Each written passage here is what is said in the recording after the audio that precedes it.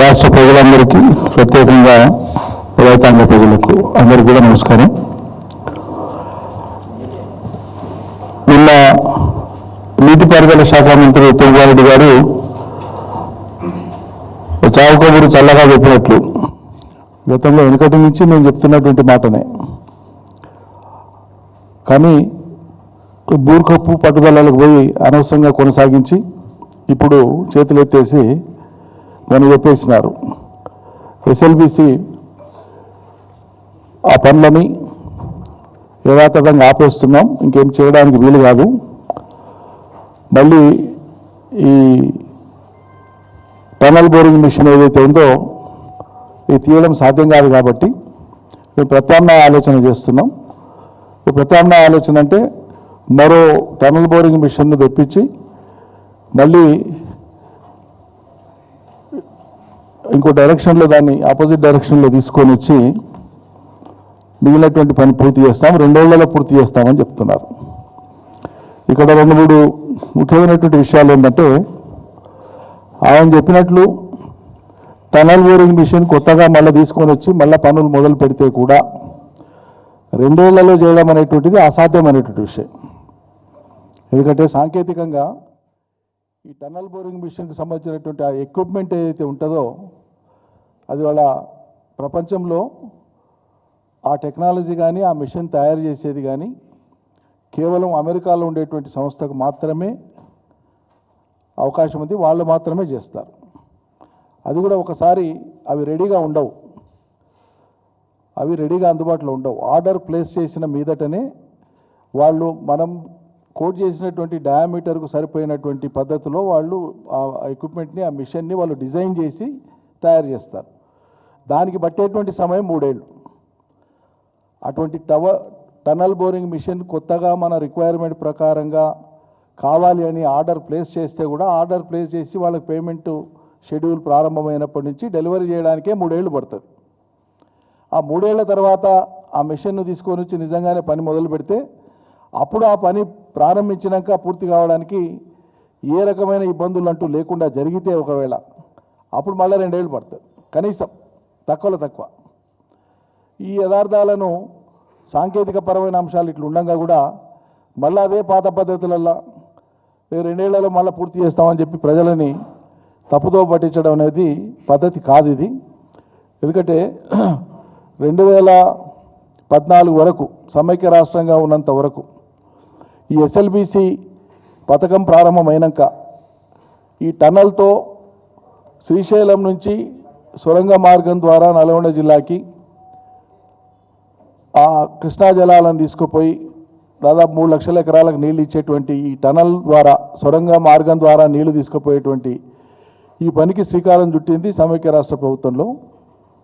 ఆ రోజే సమైక్య రాష్ట్రంలోనే ఆ రోజే మనం చెప్పినాం, తెలంగాణకు నీళ్ళు ఇచ్చే పద్ధతి ఇది కాదు, ఇది విధానం కాదు, ఈ విధానంలో పోతే ఇది ముందలకు పడేది కాదు, ఇది ఫలితం రాదు, ప్రజలకు నిధులు ఖర్చు అయితే తప్ప మొదలుపెట్టినాం మిమ్మల్ని సంతృప్తిపరచడానికి, తెలంగాణ ప్రజలకు మేము గొప్ప పని చేస్తున్నాం చూపించడానికి పనికొస్తుంది తప్ప ఇది ఫలితం ఇచ్చేది కాదు అని ఉద్యమ సమయంలో కూడా అనేక సార్లు చెప్పినాం.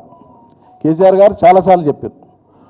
ఎందుకంటే దానికి ఉండేటువంటి పరిస్థితులను ప్రత్యేకంగా దృష్టిలో పెట్టుకొని, 1 టైగర్ ప్రాజెక్ట్, అది 2 రిజర్వ్డ్ ఫారెస్టు, ఎన్విరాన్మెంటల్ క్లియరెన్సెస్ కావాలా, టైగర్ ప్రాజెక్టు సంబంధించినటువంటి క్లియరెన్సెస్ ఇవి చాలా ఉంటాయి. కాబట్టి అక్కడ ఈ ప్రాజెక్టు చేపట్టాలంటే అనేక రకాల సాంకేతిక అంశాలు ఉంటాయి. ప్రభుత్వానికే కనుక చిత్తశుద్ధి ఉంటే నీళ్ళు ఇవ్వాలనే సంకల్పమే ఉంటే ఈ టనల్ బోరింగ్ మిషన్ ఈ పద్ధతిలో కాకుండా ఆడిట్ సిస్టమ్ పెట్టి, ఎట్లయితే వాళ్ళ పాలమూరు రంగారెడ్డిలో కానీ కాళేశ్వరంలో కానీ టనల్స్ ఏ విధానంలో అయితే తోడిందో తెలంగాణ సర్కారు ఆ పద్ధతులు చేయాలని ఆనాడే చెప్పినాం మనం. దాంతో రిపేర్స్ మెయింటెనెన్స్ కానీ ఆక్సిజన్కి కానీ ఏదైనా ప్రమాదాలు జరిగినప్పుడు వెంటనే నివారణ చర్యలు తీసుకోవడానికి కానీ ప్రాజెక్టు ఆగకుండా ముందుకు పోవడానికి కానీ ఆస్కారం ఉంటుందని వెనకటికే చెప్పినాం, చాలాసార్లు చెప్పినాం. కానీ ఆ రోజు వాళ్ళు సరే ఈ ప్రాజెక్టు మొదలుపెట్టినారు. 2014 వరకు ఈ ప్రాజెక్టు మొత్తం నిడివిలో భాగంగా 22 కిలోమీటర్లు పూర్తయింది. 2014 కంటే పూర్వం 22 కిలోమీటర్ల 890 మీటర్లు పూర్తయింది యాక్యురేట్గా చెప్పాలంటే. ఆ తర్వాత తెలంగాణ రాష్ట్రం వచ్చినాక వీళ్ళు పదే పదే మాట్లాడారు, చాలాసార్లు మాట్లాడారు. కేసీఆర్ సర్కార్ వచ్చినాక టనల్ పని మొదలుపెట్టే టనలే చేయలే, పనే చేయలే అని చెప్పి జూటా మాటలు మాట్లాడారు. వాస్తవంగా కేసీఆర్ సర్కార్ వచ్చినాక కూడా ఒకవైపు చెప్తూనే ఈ టనల్ అనేటువంటిది ఒక గుదిబండ లాంటిది తెలంగాణకు, కానీ ఇది ముందు తీయలేము, వెనక్కి పోలేము, ఆ పరిస్థితుల్లో నెట్టేసింది ఈ సర్కారు, ఇట్లా మనల్ని ఫిక్స్ చేసేసింది అని చెప్పి చాలాసార్లు చెప్పినారు. చెప్పడమే కాదు, 31 మార్చ్ 2016 31 మార్చు 2016 నాడు శాసనసభలో సాక్షాత్తు ముఖ్యమంత్రి గారే ఆనాడు కేసీఆర్ గారే ప్రజెంటేషన్ ఇస్తూ చెప్పినారు, ఎందుకు ఎస్ఎల్బీసీ వైఫల్యమైనటువంటి ప్రాజెక్టు, దీనివల్ల ఉండే ఇబ్బందులు ఏంటివి అనేటువంటిది ఆనాడు చాలా సోదాహరణంగా మొత్తం రాష్ట్ర ప్రజానికానికి అర్థమయ్యేటట్లు శాసనసభలో ప్రజెంటేషన్ ద్వారా చూపించినారు. అయినా వదిలిపెట్టకుండా దాన్ని చేద్దాం అని చెప్పి ముందుకు పోయి 2014 నుంచి 2023 వరకు, అంటే తెలంగాణ ప్రభుత్వం ఉన్నంత వరకు కేసీఆర్ గారి పరిపాలనలో 3,900 కోట్ల రూపాయలు ఖర్చు చేసి 11 కిలోమీటర్ల 482 మీటర్ల నిడివిన టనల్ వర్క్ చేయడం జరిగింది. ఎస్ఎల్బీసీ తెలంగాణ ప్రభుత్వం చేసింది, కేసీఆర్ సర్కార్ చేసింది. 11 కిలోమీటర్ల 482 మీటర్లు చేసింది. ఇక మిగిలినటువంటిది పూర్తి చేయాలంటే సుమారు 9 కిలోమీటర్స్ పైన ఉంటుంది, 9-10 కిలోమీటర్స్ మధ్యలో ఉంటుంది. ఈ సర్కార్ వచ్చినాక ఏం చేసింది, మన ఫిబ్రవరిలో మొదలుపెట్టింది. మొదలుపెట్టే కంటే ముందు ఏం చర్యలు చేపట్టాలా, ఇంత గ్యాప్ తర్వాత పని ప్రారంభమవుతున్నప్పుడు, ఎంతో కొంత గ్యాప్ తర్వాత పని ప్రారంభమవుతున్నప్పుడు, అదేవిధంగా ఆ టనల్ పోయేటువంటి ఆ నిడివిలో, ఆ లెంతులో పైన ఉండేటువంటి కొండలు గుట్టల మధ్యలో ఒక కొండ కలిసినప్పుడు ఉండేటువంటి ఆ మధ్య జాగాలు ఏదైతే ఉంటుందో అక్కడ లూజ్ సాయిల్ ఉంటుంది. అందరు జియాలజిస్టులు చెప్పేదే, జియో సైంటిస్టులు చెప్పేదే, అందరు చెప్పేటువంటిది అది. దానికోసం ముందస్తు జాగ్రత్తలు తీసుకోవాల్సి ఉంటుంది. అక్కడ తీసేటప్పుడు రక్షణ చర్యలు తీసుకొని సాంకేతిక సమీక్ష చేసి ప్రభుత్వము ఎక్స్పర్ట్స్ అందరితోన, నిపుణులందరితోనూ కూడా మాట్లాడి అవసరమైన శాస్త్రీయమైనటువంటి రిపోర్టులు కూడా తెప్పించుకొని ముందస్తు జాగ్రత్తలన్నీ తీసుకొని పని ప్రారంభించాలి. అవేమి చేయకుండా లటకమంటే పని మొదలుపెట్టేసినారు. 4 రోజుల తర్వాత అది కుప్పకూలింది. కుప్పకూలంగానే వాళ్ళు చెప్పినటువంటి మాట ఏంది, ఈ 60 రోజుల్లో మొత్తం అయిపోతే మళ్ళీ పునఃప్రారంభిస్తాం పనులు అని చెప్పినారు. సరే, మరి ఇక్కడ 2 విషయాలు, 2 దశాబ్దాలుగా, సుమారు 2 దశాబ్దాలు, 2005 తర్వాత ప్రారంభమైంది కాబట్టి 2 దశాబ్దాలుగా సాగినటువంటి ఈ ప్రాజెక్టు తవ్వకంలో, సొరంగ మార్గంలో టనల్ బోరింగ్ మిషన్ నడిపి పనిచేసేటువంటి క్రమంలో 34 కిలోమీటర్ల 372 మీటర్ల పని అయింది. ఇప్పటికీ 34 కిలోమీటర్ల 372 మీటర్ల పని అయింది. మిగిలింది కేవలం <10 కిలోమీటర్స్. అప్పుడు మరి 34 కిలోమీటర్ల నిడివిలో పని జరిగినటువంటి ఈ 20 ఏళ్ల కాలంలో ప్రమాదం జరగలే. ప్రమాదం ఎప్పుడైనా జరగవచ్చు, అది వేరు, కానీ ప్రమాదం జరగలే. మరి ప్రమాదం కేవలం మీరు పనులు మొదలుపెట్టిన 4 రోజులకే జరిగింది. అంటే ఇంతకుముందు నేను చెప్పినట్లు ఈ రక్షణకు సంబంధించినటువంటి సాంకేతిక పరమైనటువంటి అంశాలకు సంబంధించినటువంటి సమీక్ష ఏది చేయకుండానే మీరు హడావిడిగా పనులు మొదలుపెట్టిన కారణంగానే ఇది అయిందని చెప్పి లోకమంతా కోడేకొచ్చింది. అంతెందుకు, ఏ ఆర్గనైజేషన్ అయితే అక్కడ పనిచేస్తుందో, ఏ ఏజెన్సీ అయితే అక్కడ పనిచేస్తుందో వాళ్ళు రిపోర్ట్ ఇచ్చినారు. ముందుకు పోయే కొద్దీ డేంజర్ జోన్ ఉంది, అది ఇట్లా కొండల మధ్యలో 2 కొండలు కలిసేటువంటి మధ్యలో టనల్ పాస్ అయ్యేటప్పుడు ఆ పైనుంచి ఆ ప్రెషర్కు కిందికి వాటర్ వచ్చేటువంటి అవకాశం ఉంది. సుమారు 10,000 లీటర్ల నీళ్ళు ఒక నిమిషానికి వచ్చేటంత పరిమాణంలో నీళ్ళు వచ్చేటువంటి అవకాశం ఉంది అని చెప్పి వాళ్ళు రిపోర్ట్ ఇచ్చినారు. అది పత్రికల్లో కూడా పబ్లిష్ అయింది. ఇటువంటి అప్పుడు ఎటువంటి జాగ్రత్తలు తీసుకోవాలి, ప్రమాదం జరిగే కంటే ముందు రోజు అక్కడ పనిచేస్తున్నటువంటి కార్మికులు చెప్పినారు. మా విజిట్లో కూడా మేము చెప్పినాం, విజిట్కి పోయి వచ్చినాక నేను కానీ హరీష్ రావు గారు కానీ పత్రికా సమావేశంలో చెప్పినాం, అక్కడ పనిచేస్తున్నటువంటి వర్కర్స్ ఏం చెప్పారు అనేది. ప్రమాదం జరిగే కంటే ఒక రోజు ముందు అక్కడ పనిచేస్తున్నటువంటి వర్కర్స్ అందరూ కూడా నెత్తినోరు కొట్టుకొని చెప్పింది ఏంటంటే, పైనుంచి నీళ్లు కారుతూ ఉన్నాయి, రేపు పని చేయడానికి వీలవుతుందో కాదో చాలా ఇబ్బందిగా ఉంది అని చెప్తే, అక్కడ ఉండేటువంటి పని చేయించేటువంటి వాళ్ళ సూపర్వైజర్స్ కావచ్చు, ఏజెన్సీకి సంబంధించిన వాళ్ళు కావచ్చు, ఇంజనీర్లు కావచ్చు, చాలా నిర్లక్ష్యంగా మనుషుల ప్రాణాల పట్ల బాధ్యత లేకుండా, జరిగే పరిణామాల పట్ల బాధ్యత లేకుండా అమానవీయంగా కుచ్బినేవతత్వం కామ్ కరో అని చెప్పి వాళ్ళని పనులకు పురమాయిస్తే దురదృష్టవశాత్తు 8 మంది ప్రాణాలు గాల్లో పోయినాయి. వీళ్ళు సహాయక చర్యలను చేపట్టి తీరా చేసింది ఏంటంటే అతి కష్టంగా 2 శవాలను మాత్రం తీసి ఇప్పటికి ఇంకా మిగిలినటువంటి 6 శవాలను ఈ రోజు వరకు కూడా తీయకుండానే అత్యంత అమానవీయంగా శవాలను కూడా కనీసం ఆ కుటుంబ సభ్యులకు ఇచ్చేటువంటి పరిస్థితి కూడా లేకుండానే చేతులు ఎత్తేసింది సర్కార్. చేతులు ఎత్తేసి ఇక ఇది చేయడం సాధ్యం కాదు, మేము కొత్త టీబీఎం మిషన్ తెప్పించి యూఎస్కి వెళ్ళి తెప్పించి 2 ఏళ్లలో పనులు పూర్తి చేస్తామని చెప్పి నీటిపారుదల శాఖ మంత్రి గారు చెప్తున్నారు. ఇది అసాధ్యమని మేము అంటున్నాం. సాధ్యమై జరిగితే సంతోషపడతాం, కానీ మిషన్ ఆర్డర్ చేసినాక 3 ఏళ్ళు పడుతుంది మిషన్ రానికేనే. మిషన్ వచ్చినాక తవ్వేది ఇప్పుడు అప్పటికి మీరు ఉండాలి కదా. 3 ఏళ్ల తర్వాత మీరేడు ఉంటారు. సరే ఉన్నదే అనుకుందాం, ఉన్న కాలంలో చేస్తారే అనుకుందాం. మిషన్ ఆర్డర్ ఇస్తే ఎన్నాళ్ళకి వస్తుందో మీరు చెప్తారా? రేపు చెప్తారా? ఆ మిషన్ కంపెనీతో మాట్లాడి ఫలానా డేట్ కల్లా ఇండియాలో మిషన్ వచ్చి దిగుతుంది, డిప్లాయ్ అవుతుంది, మేము వర్క్ మొదలు పెడతామని గ్యారంటీ ఇస్తారా ప్రజలకు? అవకాశం లేదు. కాబట్టి ఈ ఎస్ఎల్బీసీకి సంబంధించి నేను ఇదివరకే చెప్పినట్లు గతంలో మేము చాలాసార్లు చెప్పినాం. కేసీఆర్ గారు సాక్షాత్తు పవర్ పాయింట్ ప్రజెంటేషన్ ఇచ్చినారు రాష్ట్ర ప్రజలకు అర్థమయ్యేటట్లు. నీళ్ళు ఇచ్చే విధానం అది కాదు, నీళ్ళు ఇవ్వదలుచుకుంటే ఈ పద్ధతులు ఇవ్వాల్సి ఉంటుందని చెప్పినారు. మరి అలా మీరు ఎప్పుడు ఏ ప్రాజెక్టులు మొదలుపెట్టినా సమైక్య రాష్ట్రంలో కాంగ్రెస్ కానీ టీడీపీ కానీ సమైక్య పాలకులుగా ఉండేవాళ్ళు ఎవరు మొదలుపెట్టినా ఏ ప్రాజెక్టు యొక్క ఫలితం మీరు 3-4 సంవత్సరాలలో ఇచ్చినటువంటి దాఖలాలు ఎక్కడా లేవు. పక్కల సున్నా పెట్టి 30 ఏళ్లకో 40 ఏళ్లకో ఇచ్చినారు. మీరు 3-4 ఏళ్లకు ఫలితాలు ఇచ్చి సాగునీటి వసతి కల్పించి ప్రజలకు సాంత్వన ఇవ్వాల్సింది పోయి 30-40 ఏళ్ల కాలం పాటు తెలంగాణ ప్రాజెక్టులను సాగదీసింది మీరు. ఈ అనుభవంతోనే ఈ చేదు జ్ఞాపకాలతోనే ఎస్ఎల్బీసీని మీరు ఇవ్వరు, ఎన్నేళ్ళైనా ఇది ఇంతే అని చెప్పినాం. అనుకున్నట్లే 20 ఏళ్ళు దాటిపోయింది.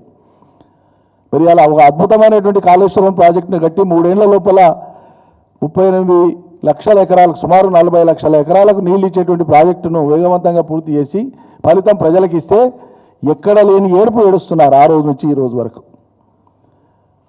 మరి ఈరోజు ఒట్టెం పంప్ హౌస్ మునిగిపోయినా, సుంకిశాల గోడ పడిపోయినా, ఇంకో ప్రమాదం జరిగినా కేంద్ర ప్రభుత్వం ఎన్నడూ కూడా స్పందించదు. ఆ పార్టీకి సంబంధించిన వాళ్ళు కూడా ఎప్పుడు స్పందించరు. ఏ రకమైన కమిషన్లు వేయరు. ఏం ల్యాబ్స్ జరిగింది, ఏం లోపం జరిగింది అనేటువంటిది ఏం చేయరు. ఇవాళ ఎస్ఎల్బీసీలో కూడా ఈ లోపం జరిగితే ఏం జరిగిందని కమిషన్ ఎందుకు వేయలే? కమిషన్ ఎందుకు డిమాండ్ చేయలే? బీజేపీ ఎంపీలు కానీ బీజేపీ కేంద్ర మంత్రులు కానీ ఎందుకు డిమాండ్ చేయలే? చేయరు. అంటే కాంగ్రెస్కు కొద్దిగంత నొప్పి అయితే వీళ్ళు బాధపడతారు, వాళ్ళకు ముళ్ళు వచ్చుకుంటే వీళ్ళు బాధపడతారు. ఢిల్లీలోనేమో కాంగ్రెస్ బీజేపీలు బద్ధశత్రువులు, కానీ తెలంగాణ రాష్ట్రంలో మాత్రం కాంగ్రెస్ బీజేపీ కలిసే ప్రయాణం చేస్తున్నాయని చెప్పడానికి 100 ఉదాహరణలు ఇవ్వచ్చు. కొత్తగా ఇవ్వాల్సింది కాదు, 100 ఉదాహరణలు ఇవ్వచ్చు. మన కళ్ళ ముందు ఉన్నాయి. మరి కాళేశ్వరం మీద చూపినటువంటి అత్యుత్సాహము ఎస్ఎల్బీసీ మీద ఎందుకు చూపించలేదు? ఒక్కనాడు కూడా ఎందుకు మాట్లాడలేదు? ఇక్కడ విఫలమైన ప్రాజెక్టులు కానీ నీట మునిగిన ప్రాజెక్టుల మీద కానీ ఎందుకు మాట్లాడలేదు? మాట్లాడకపోగా మొన్న మధ్యలో ఆంధ్రప్రదేశ్ ప్రాంతానికి పర్యటనకు పోయినటువంటి బీజేపీకి సంబంధించినటువంటి ఒక మంత్రి, మన రాష్ట్రానికి సంబంధించినటువంటి మంత్రి ఒక ఆయన ఇవాళ పోయి ఏం మెప్పు కోసమో మరి ఏం సంబరమో ఏం సంతోషమైందో ఆయనకు అట్లా మాట్లాడితే మనకు అర్థం కాదు. కానీ తెలంగాణ కంటే 10 రెట్లు ఎక్కువ నిధుల వరదను ఆంధ్ర ప్రాంతానికి పంపించిన ఘనత మా పార్టీది, మా కేంద్రాన్ని అని చెప్పి తనకు తాను భుజాలు సపరించుకున్నాడు. ఎవరిని పొగుడుతున్నావు లేకుంటే ఎవరిని అవమానిస్తున్నావు నాకు అర్థం కాదు. సిగ్గనిపించాలి కదా. తెలంగాణలో ఒక ప్రాజెక్టు కోసం కూడా 10 రూపాయలు తీసుకొచ్చేటువంటి పరిస్థితి లేదు. దానికి తద్భిన్నంగా ఆంధ్ర ప్రాంతానికి అవసరమైన నిధులు ఇస్తున్నాం, కేంద్ర ప్రభుత్వం మాకు అందరు సమానమైన మాట్లాడితే అర్థం ఉంది. తెలంగాణ కంటే 10 రెట్లు ఎక్కిస్తున్నాం, ఏడవనికే సిగ్గనిపించదా? ఈ ఆత్మాభిమానం లేదా కొద్దిగానే? తెలంగాణ కంటే అనేటువంటి మాట ఎట్లా వస్తుంది? ఏ నోటి నుంచి వస్తుంది మీకు? ఏం స్ప్రే ఇది? ఏం రాజకీయ అవగాహన ఇది?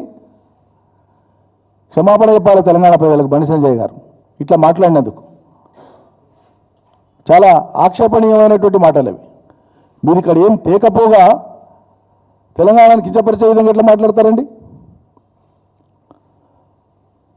అందువల్ల శ్రీశైలం సొరంగ తవ్వకాల్లో ఉండేటువంటి ఇబ్బందులను గమనించే ఈ ప్రాజెక్టు ముందలు పడేది కాదు. అయినా వీళ్ళు మొదలుపెట్టి ప్రజాధనం ఖర్చు పెట్టి ఇన్ని కిలోమీటర్లు అయిందని వదలలేము కాబట్టి మా కోసం మేము పడుతున్నాం, మా ఏడుపు ఏడుస్తామని చెప్పినాం. అలా చెప్పినాం. 11 కిలోమీటర్లు ఖర్చు పూర్తి చేసినాం.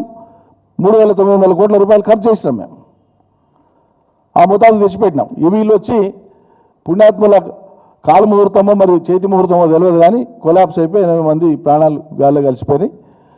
ఇక అటు ముందుకు పోక వెనక్కి పోక దాన్ని వదిలేసినటువంటి ఒక దుస్థితిని ఇవాళ తెలంగాణ ప్రజలు కల్పించినారు.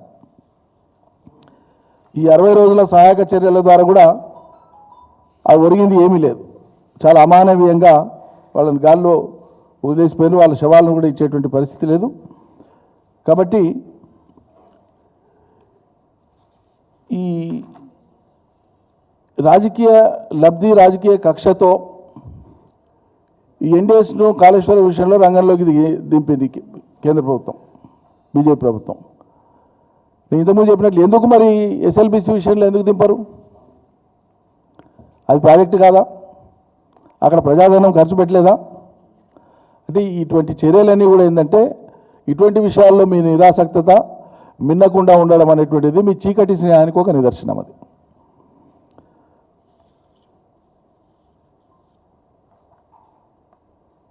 కాంగ్రెస్ వైఫల్యాలను ఎప్పుడు ప్రశ్నించినా కూడా తెలంగాణలో బీజేపీ వాళ్ళు ముందు స్పందిస్తారు. వాళ్ళకి ఎక్కువ నొప్పి అవుతుంటుంది. తెలంగాణలో జరిగేటువంటి ఏపీ జలదోపిడి, తెలంగాణ నీళ్లను దోపిడీ చేయడానికి ఉపక్రమిస్తున్నటువంటి చర్యలను ఒకనాడు కూడా బీజేపీ ఖండిస్తలేదు. ఎందుకు ఖండించరు? ఎందుకు నిలువరించరు? రెండు ప్రాంతాలు సమానమే అయినప్పుడు ఏ ప్రాంత దామాషా ప్రకారంగా ఆ ప్రాంతానికి ఆ నీళ్లు దక్కేటువంటి విషయంలో వేగవంతమైనటువంటి చర్యలు ఎందుకు తీసుకోలేదు? వేగవంతమైనటువంటి చొరవ ఎందుకు చూపలేదు? ఆ దిశగా ఎందుకు అడుగులు వేయలేదు? దానికి జవాబు ఉండదు. ఇలా రుణమాఫీ చెప్పి సగం కూడా కంప్లీట్ చేయకుండా గాలికి వదిలేసిండ్రు. దాని మీద ప్రశ్నించరు. ఇక ఉచితం ఏంటంటే ఇప్పుడు సర్కారు, కాంగ్రెస్ సర్కారు ఒక దిక్కు ఫీల్డ్ మీద మిగిలిపోయినటువంటి రైతుల యొక్క రుణమాఫీకి సంబంధించి మీరు దరఖాస్తులు పెట్టుకోండి అని వాళ్ళ పాస్బుక్లు, వాళ్ళకి ఐడి కార్డులు ఇవన్నీ కూడా ఓ దిక్కు వ్యవసాయ శాఖ అధికారుల ద్వారా వాటి ఓ దిక్కు సేకరిస్తూ ఉన్నారు. ఎంత బ్లఫ్ చేయడం, ఎంత జనాన్ని మోసం చేయడం అంటే నగ్నంగా రుణమాఫీకి సంబంధించినటువంటి సైట్ను క్లోజ్ చేసింది రాష్ట్ర ప్రభుత్వం. నేను అథెంటిక్గా చెప్తున్నా ఇలా ప్రెస్లో, మీడియాలో. తెలంగాణ కాంగ్రెస్ సర్కారు రుణమాఫీకి సంబంధించినటువంటి సైట్ను క్లోజ్ చేసేసింది. It is close down. మరి ఫీల్డ్ మీద మీరు రైతుల వివరాలు కావాలని ఆశ పెట్టడానికి ఎందుకు ప్రయత్నం చేస్తున్నారు? అంటే రేపు రాబోయేటువంటి స్థానిక సంస్థల ఎన్నికలలో మళ్ళా లబ్ధి పొందడం కోసం ఏమో సర్కారు ఇస్తుందేమో అనేటువంటి ఒక ఆశ కల్పించడం కోసం చేసేటువంటి మోసపూరిత, కుట్రపూరిత చర్య ఇది. ఇట్లా ప్రజల్ని ఇట్లా వంచిస్తారా? వ్యవసాయ మంత్రి చెప్పే, ముఖ్యమంత్రి చెప్పే, ఫైనాన్స్ మంత్రి చెప్పే ఈ ఇచ్చిన కాడికి ఇచ్చినాక మాత్రం ఇయ్యనికే లేవు, వీడికే ఎక్కువ అయిపోయిందా, ఇచ్చినా అయిపోయిందని చెప్పి ఇచ్చిందే చాలా గొప్ప అని చెప్పుకుంటారు. మరి ఈరోజు మళ్ళీ రైతుల నుంచి వివరాలు ఎట్లా సేకరిస్తారు? సైట్ క్లోజ్ అయినాక ఇంత పెద్ద మోసానికి ఎట్లా పాల్పడతారు? యాసంగిలో కాంగ్రెస్ నాయకులు ప్రకటించారు, నేను చెప్పే మాట కాదు ఇది ఫిగర్, 72 లక్షల మెట్రిక్ టన్నుల వరి ధాన్యాన్ని సేకరించినాం మన యాసంగిలో అని చెప్పారు. సరే, ఇంకా కొన్ని ఊర్లలో కళాల కాడ ఉండగానే వీళ్ళు కాంటాలు బంద్ పెట్టేశారు, అయిపోయింది వీడికే. అదొక అంశం. సేకరించిన 72 లక్షల మెట్రిక్ టన్నుల ధాన్యానికి గతంలో వాళ్ళు ప్రకటించినటువంటి బోనస్ ఇవ్వాలి కదా. మరి యాసంగిలో మీరు సేకరించినటువంటి వాటికి బోనస్ ఇస్తారా, ఇయ్యరా? ప్రజలకు చెప్పండి స్పష్టంగా. యాసంగిలో సేకరించినటువంటి 72 లక్షల మెట్రిక్ టన్నుల వరి ధాన్యానికి క్వింటాల్కు 500 రూపాయల చొప్పున మీరు చెప్పినటువంటి ఆ బోనస్ ఇస్తారా, ఇయ్యరా? వానకాలంలో మీరు ఎన్ని క్వింటాళ్లకు ఎంతమంది రైతులకు బోనస్ ఇచ్చిందో ఆ వివరాలు జాబితా అధికారికంగా బయట పెట్టండి చేతనైతే. కొందరికి ఇచ్చి ఇస్తున్నామని ఆశ కల్పించడం కాదు, నిర్దిష్టంగా ఇది ఇంతమందికి లబ్ధి జరిగిందనే మాట చెప్పండి. చెప్పరు. అది భూమిని నమ్ముకొని 10 మందికి భూమ పెట్టేటువంటి రైతు ఏ కారణం చేతనైనా సరే అకాల మరణం సంభవిస్తే ఆ రైతుకు ఆ కుటుంబాన్ని ఆదుకోవడం కోసం ప్రవేశపెట్టినటువంటి ఒక అద్భుతమైనటువంటి పథకం రైతు బీమా. ఆ బీమా చెల్లింపులు సరిగ్గా జరుగుతలేవు చనిపోయిన కుటుంబాలకు. దాంతోపాటు ఇప్పుడు కొత్త బీమా మళ్ళా ఈ సంవత్సరానికి వచ్చేటువంటి వానాకాలం నుంచి జరిగేటువంటి సంవత్సరానికి అవసరమైనటువంటి బీమా చెల్లింపులు అట్లా ఉండగా పాత బీమాకు సంబంధించి ఇంకా 100 కోట్ల రూపాయలు కట్టాలి సర్కార్. బీమా ప్రీమియం ఏదైతే ఉందో కరెంట్ ఇయర్ ఆ ఇయర్ అయిపోవస్తుంది. అయిపోవస్తున్నటువంటి సంవత్సరానికి సంబంధించినటువంటి బీమా ప్రీమియం అమౌంటే ఇంకా డ్యూ ఉంది సర్కార్. వాళ్ళు కొత్త ప్రీమియం కట్టేది ఎప్పుడు? పోయిన యాసంగిలో ఇవ్వాల్సినటువంటి రైతు భరోసా మీరు ఇవ్వలే. రైతు బంధు కూడా 4 ఎకరాల లోపల ఇచ్చి ఆపేస్తుంది. 4 ఎకరాల లోపు రాని వాళ్ళు కూడా 10 లక్షల ఎకరాలకు రాలేదనేది మేము అధికారికంగా చెప్పినాం గతంలో. ఇప్పుడు కూడా నిన్న వ్యవసాయ శాఖ మంత్రి గారి ప్రకటన చూసినాం మీడియాలో. ఈ నెలాఖరులోపు రైతు భరోసా అందరు రైతులకు ఇస్తామని మాట్లాడినారు. ఈ మాట కట్టుబడి ఉండాలని చెప్పి మేము కోరుతా ఉన్నాం. ప్రభుత్వం ప్రకటించినటువంటి ఈ మాటకు కనీసం ఇప్పుడైనా కట్టుబడి ఉండాలి. ఇన్నిసార్లు మాట తప్పినా ఈ నెలాఖరు లోపల రైతులకందరికీ తెలంగాణలో రైతు భరోసా వేస్తాము అని చెప్పి వ్యవసాయ శాఖ మంత్రి తుమ్మల నాగేశ్వరరావు గారు మాట్లాడినట్లు మీడియాలో వచ్చింది. ఆయన మాట్లాడేది నిజమే అయితే ఈ నెలాఖరు లోపు రైతులకందరూ కూడా రైతు భరోసా, మీరు చెప్పిన రైతు భరోసా వేసి మీ మాట నిలబెట్టుకోవాలి. మాకున్న అత్యంత విశ్వసనీయమైనటువంటి సమాచారం ఇక మొదటిసారి చెప్తున్నాం మేము. ఈ స్థానిక సంస్థల ఎన్నికలు అయిపోగానే ఈ కాంగ్రెస్ సర్కారు ఈ రాష్ట్రంలో ఇప్పుడు అమల్లో ఉండేటువంటి గతంలో కేసీఆర్ అమలు చేసినటువంటి వీళ్ళు అరకొరగా అమలు చేస్తూ వచ్చినటువంటి రైతు బంధు పథకాన్ని మొత్తం ఎత్తివేసే కుట్రలో వీళ్ళ ఆలోచన జరుగుతూ ఉంది.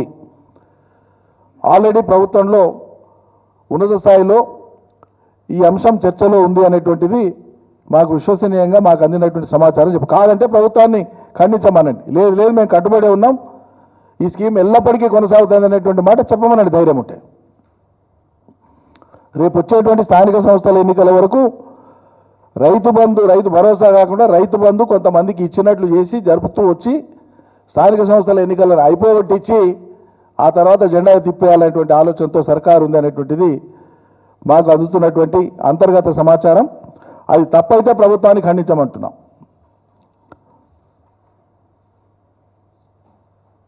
విత్తనాలు ఎరువులకు సంబంధించినటువంటి తీవ్రమైన కొరతను మనం చూస్తున్నాం. అనేక చోట్ల కల్తీ విత్తనాలు పట్టుబడుతున్నాయి, నియంత్రణ లేదు.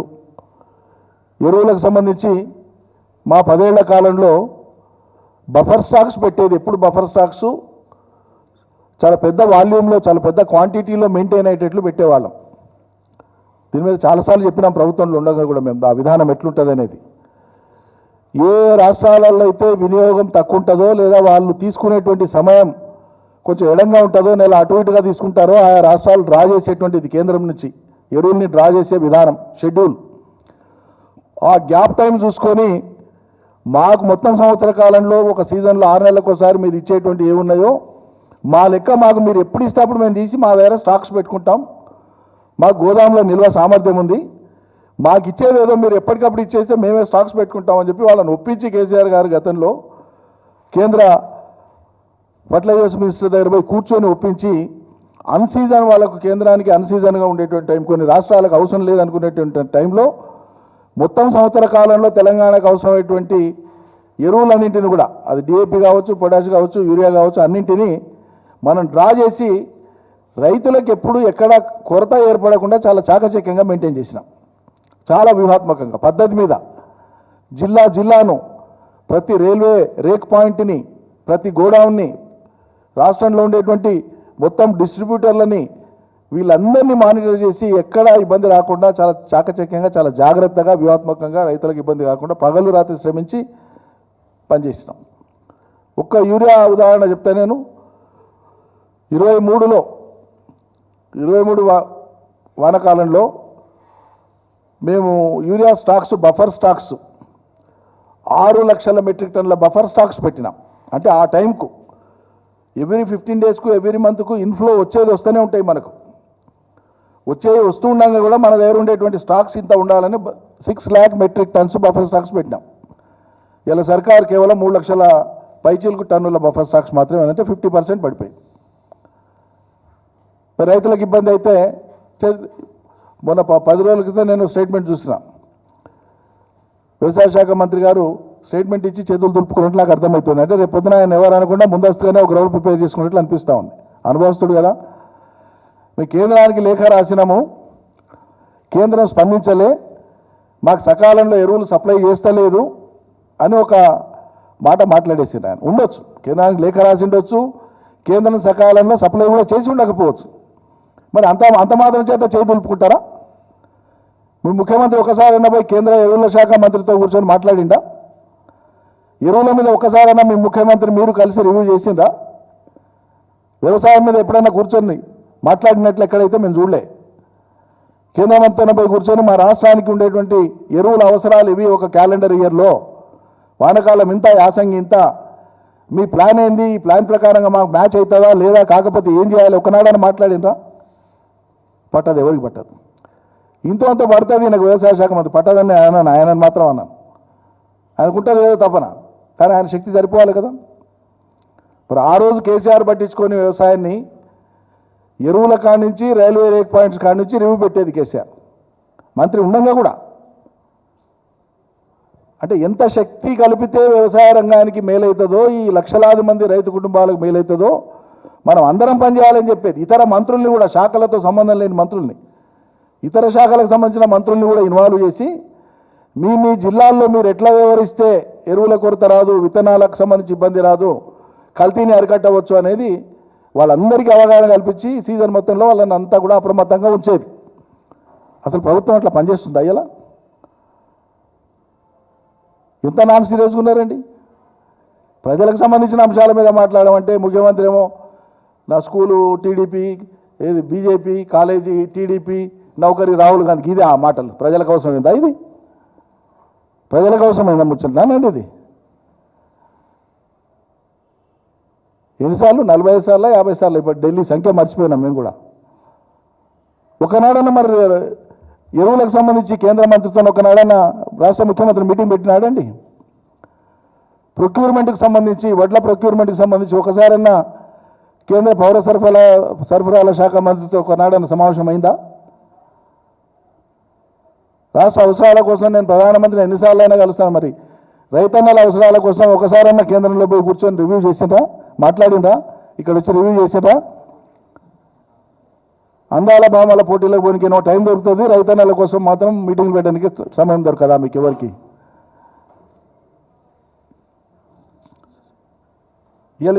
ఏది ఉద్యోగుల డిఏలు పెండింగు, వాళ్ళు రిటైర్ అయితే ఇచ్చేటువంటి వాళ్ళ బిల్స్ పెండింగు, ఫీజు రియంబర్స్మెంట్లు పెండింగు, పిల్లల స్కాలర్షిప్లు పెండింగు, గురుకుల పిల్లల అవస్థలు చెప్పనలవి కానివి, ఆఖరికి గురుకుల పాఠశాలలకు ఇచ్చినటువంటి వసతి భవనాలు ఏవైతే ఉన్నాయో అద్దెలు కట్టలేదని తాళాలు వేస్తుండండి. రెసిడెన్షియల్ స్కూల్స్ ఏవైతే అద్దె భవనాలలో నడుస్తున్నాయో వాటి మా అద్దెలు చెల్లించలేదని యజమానులు వచ్చి తాళాలు వేస్తారు. సిగ్గుపడాలి సర్కారు. ఏమనంటే మేము 200 కోట్లతో ఇంటిగ్రేటెడ్ స్కూల్స్ కడతామని చెప్తున్నాం. ముందుకి ఇవి ఏంటి? ఆ కిరాయిలు ఇచ్చి ఆ పిల్లలకి ఇంత మంచి భోజనం పెట్టి వాళ్ళ వసతులకు ఇబ్బంది లేకుండా చేసి మీకు తీరినాడు అట్లే కట్టండి, బిల్డింగ్లు ఎవరొద్దన్నారు. ఇవి చేయండి ముందు. ఇవి చేయడానికే చాదా కాదట. ఈ తులమ్మ గారే పెద్ద జోకే అయిపోయింది. ఇందిరమ్మ ఇళ్ళకి సంబంధించేమో 600 చదరపు స్క్వేర్ ఫీట్స్, చదరపు అడుగులు, అదో దానికి ఈ సాఫ్ట్ సిస్టమ్ అని పెట్టినారు. దాని ప్రకారంగా అయితే ఎవడు కట్టుకునే లేదు, అసాధ్యం. ఆ కట్టుకునేవి వాళ్ళకి జనానికి అక్కర కూడా రావు. ఇప్పుడు ఆ మోతాదు అగ్గిపెట్టెల లాంటి ఇండ్లు మాత్రమే కట్టుకునే మోతాదులో తెలంగాణ ప్రజలు చూస్తలేరు. వాళ్ళ ఎక్స్పెక్టేషన్స్ పెరిగినాయి, జీవన ప్రమాణాలు కూడా పెరిగినాయి. కూలినాలు చేసుకున్నా ఒక నెమ్మదిగా బతకాలన్న ఆలోచన ఉంది ప్రజలకు. నీవు ఇచ్చి వాడు అదనంగా ఇంకో రూమ్ వేసుకుంటే నీకేం నొప్పి, నీకేం కష్టము? డిజైన్కు అదనంగా వాడింత కట్టుకుంటే నీకేం నొప్పి? అంటే ఏదో ఒక వంక పెట్టి కట్టుకునేటువంటి వాళ్ళ సంఖ్యను తగ్గించడం ఎట్లా అనేటువంటి దుర్మార్గపు ఆలోచన అక్కడ, అంతకుమించి ఏం లేదు.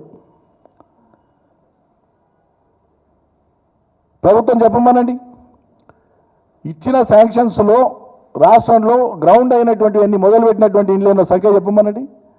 10-15% కూడా గ్రౌండ్ అవుతలేవు. ఎట్లా గ్రౌండ్ అవుతాయి ఇన్ని కొరలు పెడితే? విద్యాశాఖలో ఎస్ఎస్ఏ వాళ్ళ యొక్క అడగని వాళ్ళే పాపాత్ములు, అడిగిన వాళ్ళకంతా వాయువేగంతోనే మీకు కోరికలు తీర్చేస్తామని చెప్తారు కదా. ఛాయ్ తాగినంతసేపు కాదు, ఇంకా కొన్నిసార్లు అయితే ఊపిరి పీల్చుకున్నంతసేపు కూడా కాదు. ఒక సెకండ్లో అయిపోతే మీ సమస్యలు అంత ఆశలు పుట్టిస్తారు. మళ్ళీ ఇలా ఎస్ఎస్ఏ ఉద్యోగులు రెగ్యులర్ చేస్తామంటారు, మీరే అన్నారు. వాళ్ళకి 4 నెలల నుంచి జీతాలు దిక్కులేవు, రెగ్యులర్ చేసే దేవుడు ఎరుగు. ఎస్ఎస్ఏ వాళ్ళకు 4 నెలల నుంచి జీతాలు దిక్కులేవు. ఉచితంగా గ్యాస్ అటే పోయింది. కాబట్టి ఒక నాన్ సీరియస్ కన్సర్న్ లేని, ప్రజల పట్ల పట్టింపు లేనటువంటి విధంగా ఇలా రాష్ట్ర ప్రభుత్వ పరిపాలన సాగుతూ ఉంది. ప్రజలందరూ కూడా అన్నీ కూడా గమనిస్తూనే ఉన్నారు, గమనించట్లేదని కాదు. కానీ వాళ్ళైనా ప్రజలు స్పందించి వాళ్ళ అంశాలు వాళ్ళు చెప్పడానికి కూడా కొంత సమయం పడుతుంది. ఇది ఇట్లుండేది ఉండగా ఈ పంచాయతీ కార్యదర్శులు ఇక్కడే ఉంది. రాష్ట్ర వ్యాపితంగా ఉండేటువంటి పంచాయతీ కార్యదర్శులు అన్ని జిల్లాలలో, ఒక జిల్లానికి కూడా అన్ని జిల్లాలలో వాళ్ళు ఆయా జిల్లా కలెక్టరేట్లలో మెమోరాండంలు ఇచ్చినారు. మూకుమ్మడిగా అన్ని జిల్లాలలో వాళ్ళు రోజువారీ నడిచేటువంటి ప్రభుత్వ అంటే పంచాయతీ కార్యక్రమాలకు పెండింగ్ బిల్లులు ఎట్లా రాలేదు, అవి ఉన్నాయి ఒక పక్క. అవి ఉండగా రోజువారీగా నడిచేటువంటి వ్యవహారానికి సంబంధించి ప్రతి పంచాయతీ కార్యదర్శి 30-40 వేలు దాకా మా జేబులోకి వెళ్ళి పెట్టుకున్నాము, మాకు పెట్టుకోనికే కూడా గతి లేదు. ఆఖరికి ప్రభుత్వ పనుల కోసం వాడేటువంటి యాప్ ఏదైతే ఉంటుందో అనేక పనులకు పంచాయతీ కార్యదర్శులు ఆయా పనులను మొబైల్ ఫోన్లో యాప్ల ద్వారా వాళ్ళన్నీ కూడా ఆపరేట్ చేయాలి. ఇవన్నీ యాప్లు వాడుకోనికి వాళ్ళ సొంత ఫోన్లు, సర్కారు ఇచ్చిన ఫోన్లు కూడా కాదు. మళ్ళీ వాళ్ళకు ఎక్కడ సర్కారు ఇచ్చిన ఫోన్లు లేవు. వాళ్ళ సొంత ఫోన్లు ఉపయోగించి ఈ యాప్లను అన్నింటినీ కూడా యాక్టివేట్ చేసి వాటి ద్వారా ఫంక్షన్ చేయాలంటే వాడికి కూడా ఛార్జింగ్కు కూడా గతి లేవు. వాళ్ళకు ఎవరు చెప్పుకోవాలి వాళ్ళ బాధలు? ఇంత కనీస అవసరాలను కూడా తీర్చలేనటువంటి దుస్థితిలో సర్కారు ఉంది. ఇది గమనించాలి. ఇదే టీఆర్ఎస్ పార్టీ వాళ్ళని జెండా పట్టించి పంపలేదే. పంచాయతీ కార్యదర్శుల నొప్పి ఇది. పంచాయతీ కార్యదర్శులతో పనిచేయించుకునేటువంటి విధానం ఇదేనా?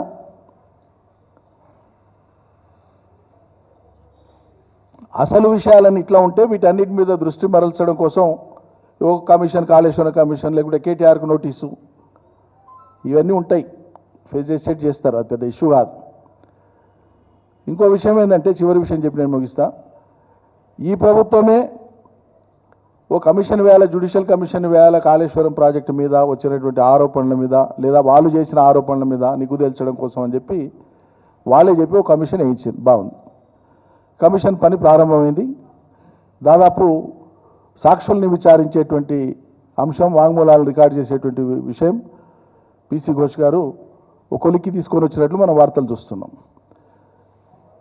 మరి ముఖ్యమంత్రి గారు ఏం మాట్లాడతారంటే, మీడియాలో ఢిల్లీలో చిట్ చాట్లో మాట్లాడినట్లు నేను చూసినాను, దాంట్లో మీడియాలో వచ్చింది. నా దగ్గర రికార్డులు ఉన్నాయి, నా దగ్గర ఆధారాలు ఉన్నాయి, నేను ప్రజెంటేషన్ పెడతాను, నేను వెల్లడిస్తాను. ఎవరు వద్దన్నారు? ఎవరు కట్టేసింది మిమ్మల్ని? స్వేచ్ఛగా వదలండి. కానీ కమిషన్ వేయించింది మీరే. కమిషన్ ఆన్లో ఉన్నప్పుడు, కమిషన్ లైవ్లో ఉన్నప్పుడు, కమిషన్ పరిధికి సంబంధించినటువంటి అంశాలు మీరు బయట ఎట్లా మాట్లాడతారండి? ముఖ్యమంత్రిగా ఉండి చట్టవిరుద్ధం కాదా ఇది? కమిషన్ వేసినటువంటి నైతికతకు విరుద్ధం కాదా ఇది? అనైతికం కాదా ఇది? మీరు చెప్పదలుచుకున్న విషయాలు, మీతో ఉన్న రికార్డులు మీకు స్వేచ్ఛ ఉంది, మీతోనే ఉన్నాయి. కమిషన్ ముందు పోయి ఇచ్చి అక్కడే చేయించుకోండి. ఎవరు వద్దన్నారు? మీరు బయట మాట్లాడుతానా మేము కట్టేసేది ఏం లేదు. మీరు మాట్లాడే వాటి అన్నిటికీ మేము కట్టడి చేస్తున్నామా? కానీ ఇక్కడ గమనించాల్సినటువంటి విషయం ఏంటంటే, కమిషన్ ఆన్లో ఉన్నప్పుడు ఒక కొలికి వస్తున్నటువంటి సందర్భంలో సాక్షాత్తు ముఖ్యమంత్రి స్థాయి వ్యక్తి దానికి సంబంధించిన అంశాలు నాతో ఉన్నాయని దాని ప్రజాక్షేత్రంలో మీడియా ద్వారా, కమిషన్కు రాకుండా మీడియా ద్వారా ప్రజాక్షేత్రంలో ఏదో ఆ సొల్లు బయట పెట్టడం ద్వారా ఆయన ఆశించేది ఏంటి? అంటే కమిషన్ను ఇన్ఫ్లుయెన్స్ చేయాలనా, కమిషన్ను దాని పని తీరును ప్రభావితం చేయాలనా ఆయన ఉద్దేశం? అదే అయి ఉండాలి కదా మరి.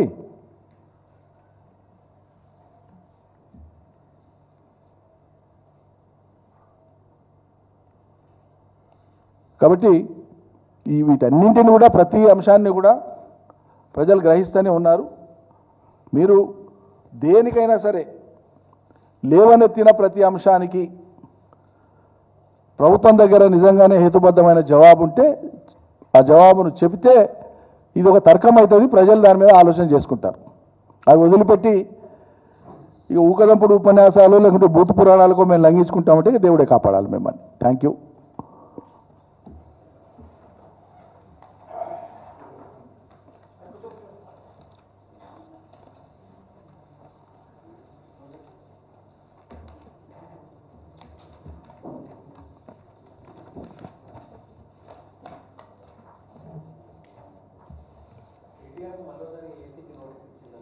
చెప్తే నేనే చెప్తే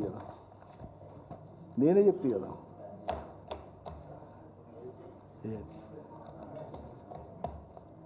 చాలాసార్లు కేటీఆర్ చెప్పింది కదా స్వయంగా, ఒకసారి కాదు 100 సార్లు పిలిచినా పోతామని చెప్పి. దాంట్లో ఏముందో తేల్చమని చెప్తున్నాం కదా.